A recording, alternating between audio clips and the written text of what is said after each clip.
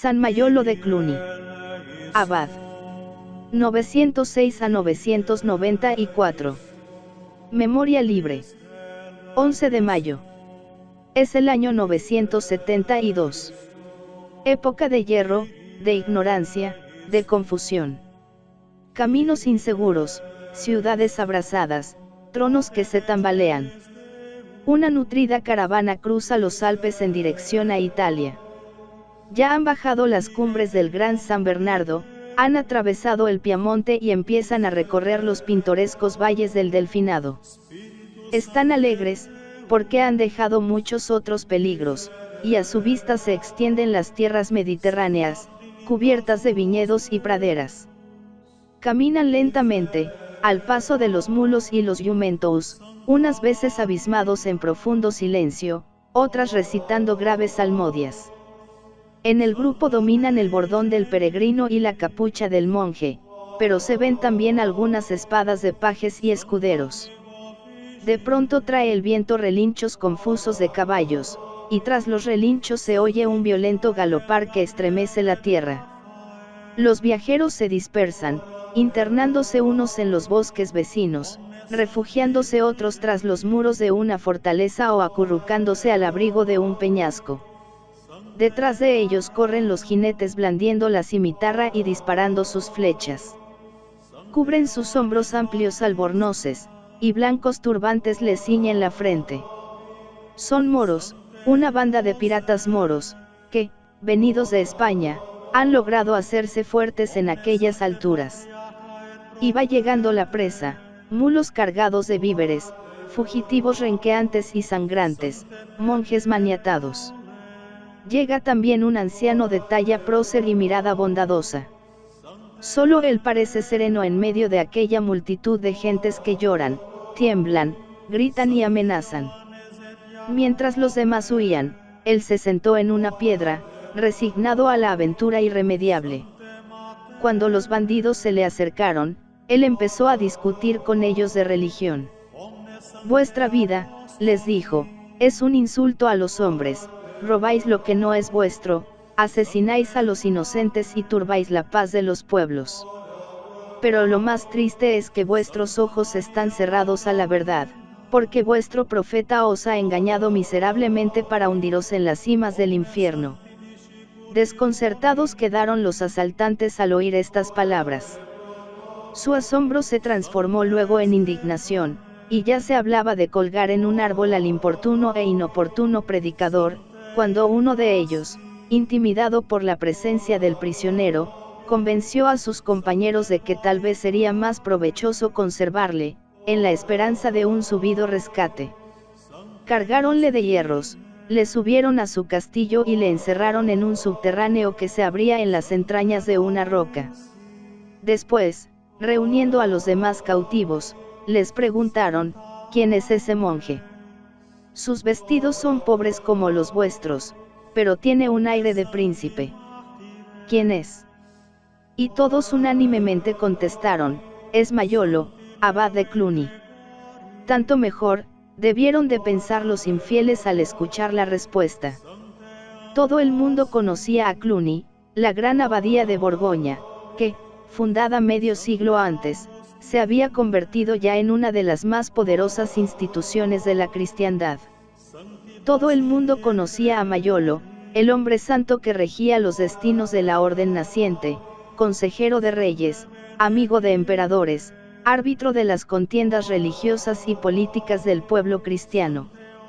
Desde entonces nadie se atrevió a molestar al ilustre prisionero. Le quitaron las cadenas, pusieron a su disposición la mejor habitación del castillo y le trataron con un respeto rayano en la admiración. Un día, uno de aquellos bandidos le ofreció una parte de su comida, consistente en un trozo de carne con un pan duro y negro, hecho con el trigo especial cuyo cultivo aclimataron aquellos hombres en el mediodía de Francia, trigo sarraceno. Toma y come, le dijo algo rudamente. Si tengo hambre, respondió Mayolo, el Señor me alimentará. Él te premie la buena voluntad con que me ofreces tu ración, pero yo no tengo costumbre de comer eso. Otro camarada, Creyendo que rehusaba el pan por estar demasiado duro, se remangó los brazos, se lavó las manos, amasó rápidamente sobre su escudo 2 puñados de harina, puso el pan a la lumbre y se lo ofreció con todo respeto. Aquellos salteadores de camino se habían convertido casi en personas decentes. Ponían toda su buena voluntad por complacer a su prisionero y hacerle tolerable la reclusión. Uno de ellos pisó un día, por un descuido, la Biblia del abad. Mayolo no pudo menos de exhalar un suspiro al ver aquella profanación, sin darse cuenta de la importancia que podía tener cualquier gesto suyo. El culpable fue ásperamente reprendido por sus compañeros. Es preciso, repetían, tener más respeto por las palabras de los profetas. Él se irritó al oír semejantes reprensiones, pero aquellos hombres supersticiosos, temiendo que el crimen descargase la ira del cielo sobre la compañía, acabaron por cortar el pie al involuntario profanador de la Biblia. Entretanto, seguían las negociaciones del rescate. Mayolo había enviado a Cluny esta carta: a los señores y hermanos de Cluny, Mayolo miserable y cautivo, los dolores de la muerte me han cercado y los torrentes de la iniquidad me llenan de espanto. Enviad, si os place, el precio de mi libertad y de la de mis compañeros. Los musulmanes habían señalado la suma de 1000 libras de plata. Era una cantidad exorbitante, pero los monjes de Cluny y los amigos de Mayolo, entre los cuales había muchos príncipes, la reunieron rápidamente, y al poco tiempo estaba el abad de nuevo entre sus monjes, cantaba en el coro y proseguía su obra de restauración cristiana San Mayolo. Bien se podía dar 1000 libras por la libertad de aquel hombre extraordinario. Hijo de un señor de Provenza, Mayolo tenía en la palabra y en el espíritu la agilidad del meridional. En su alma ardía un fuego que apenas era posible reprimir, pero había aprendido el arte de tenerla siempre serena como un lago. Refiriéndose a sus días de estudiante, podía decir un panegirista suyo: era más blanco que la flor del lirio, era más puro que la nieve, sabía agradar a Cristo, y descollaba sobre sus maestros por la dignidad de su vida. Sus contemporáneos admiraban en él una suprema elegancia, un gesto exquisito, una suave gravedad. Si algo era capaz de romper el equilibrio de su alma, era su pasión por la lectura. Leía siempre, en el monasterio y de viaje. Su sucesor, San Odilon, nos le pinta inclinado durante las vigilias sobre los libros del Areopagita, que eran su carta de marear por el piélago de la vida interior. Siodón, el primero de los grandes abades cluniacenses, había sido un asceta. Mayolo realizaba el tipo del místico. Lo mismo que los padres, estudiaba los filósofos. En cuanto a los poetas paganos, mirábalos con poca simpatía. A Virgilio, cuyos poemas le habían encantado cuando estudiaba en Lyon, y luego, siendo canónigo de Macón, le llamaba ahora seductor peligroso de las imaginaciones. Los poetas divinos os bastan, decía a sus religiosos, Isaías y David, Sedulio y Prudencio. No manchéis vuestro espíritu con la muelle elegancia virgiliana. Tenía especial placer en las discusiones religiosas, y ya le hemos visto preocupado solo de la verdad en el momento de caer en las manos de los sarracenos. Era un orador elocuente, pero su fecunda elegancia no se avenía con el tecnicismo de la escuela. Miraba como su autor favorito a San Gregorio Magno, pero no el de las homilías sobre Job o Ezequiel, que eran la preferencia del austero Odón, sino el de los comentarios evangélicos, más suaves, más serenos, menos severos que aquellas, diferencia de gustos que revela la diferencia de caracteres. Exteriormente ostentaba una figura majestuosa. Este hombre, a quien nunca podremos alabar bastante, dice un contemporáneo, era de una belleza angélica, de una fisonomía noble, de un mirar lleno de dulzura. Su paso, grave, su palabra, elocuente, y en su voz, un acento sublime. Sus gestos, sus movimientos, sus actitudes revelaban al hombre perfecto, y la elegancia de sus perfecciones lo hacía aparecer a mis ojos como el más bello de los mortales. Tal era este hombre, uno de los más eminentes de la cristiandad en el siglo X, un gran restaurador, un organizador insigne, uno de los que prepararon aquel estallido de vitalidad que se observa desde los primeros años del siglo XI. Su figura se nos presenta magnífica en la escena revuelta de aquel mundo en construcción. No se contenta con ampliar la orden de Cluny, promover su prestigio y dirigir sus cohortes monásticas hacia la reforma del mundo cristiano, su acción se extiende a todos los órdenes de la vida social, construye, restaura, favorece las letras, recorre la cristiandad sembrando bendiciones y optimismos e introduce la influencia de las ideas cristianas en los gobiernos de Francia, de Italia y de Alemania. Es amigo de Hugo Capoto, consejero de Otón el Grande, director de la emperatriz Santa Adelaida, y al mismo tiempo tan condescendiente con los humildes, tan compasivo, tan misericordioso, que no puede ver a un necesitado sin derramar lágrimas. Solo la injusticia era capaz de turbar la serenidad de su alma.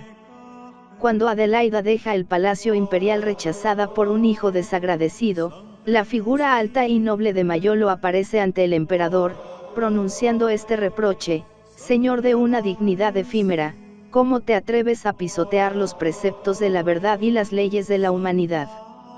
Otón II, para probar que no le guardaba resentimiento, le ofreció el solio pontificio. Mayolo pidió algún tiempo para reflexionar, y al día siguiente, habiendo leído aquellas palabras de San Pablo: «Tened cuidado de no dejaros inducir por palabras engañosas», corrió en busca del emperador, y, delante de los obispos y margraves, le dio esta bella respuesta: «Yo sé que no poseo las cualidades de un hombre apostólico. No soy bastante fuerte para llevar un peso semejante. Los romanos y yo somos de costumbres y países diferentes. Si me dejase llevar de la condescendencia, perdería el carácter de monje, y así, no quiero aceptar una dignidad que me haría sucumbir con su peso». Toda la cristiandad contemplaba con asombro al abad de Cluny y acataba sus palabras como oráculos del cielo. Un obispo hacía de él este elogio: «Cada día somos testigos por nuestros oídos y nuestros ojos de que la gloria de este hombre viene solo de Dios. Es verdaderamente un astro colgado sobre nuestro suelo. Todos los siglos celebrarán su memoria». Mayolo prolongaba sus días sin mancha, pasando de la meditación a la lectura, de la lectura a los negocios. Ya nonagenario, recordaba los días de su juventud, describía sus trabajos con palabras pintorescas y recordaba con los ojos arrasados de lágrimas a los hombres santos que él había visto caer en defensa de la Iglesia. Dolíase de haberle sobrevivido, se sentía aislado, y su único consuelo era conversar con Dios. Un discípulo suyo nos descorre un poco el velo de aquella vida interior con estas reveladoras palabras: «Qué profundos gemidos, qué dulces lágrimas derramaba este hombre de Dios en el fervor de la contemplación». Viósele con frecuencia, cuando estaba en medio de los hermanos, levantado lejos de toda conversación común y como lanzado fuera de sí mismo. Otras veces, aunque estuviese solo, le hubierais creído en medio de la multitud, a causa de los sollozos y lamentos que profería en su trato con la divinidad. Sobre su cabeza, blanca como la de cisne, el invierno de la vida había hecho brotar las flores de la vejez, pero ningún velo llegó a oscurecer el brillo penetrante de sus ojos, todos sus miembros conservaban el vigor y el calor primero, había vivido en un cuerpo virgen, y hasta el último día siguieron sus sentidos con el sello de la virginidad intacta. Parece como si este hombre se hubiera visto libre de toda flaqueza humana. La venida de la muerte no le asustó más que el asalto de los ladrones alpinos. En su última hora, cuando todos lloraban en torno a su lecho, él se esforzaba por sonreír y decía: «Valor, amigos, demos gracias al Señor, que esta muerte inevitable sea para todos un motivo de alegría».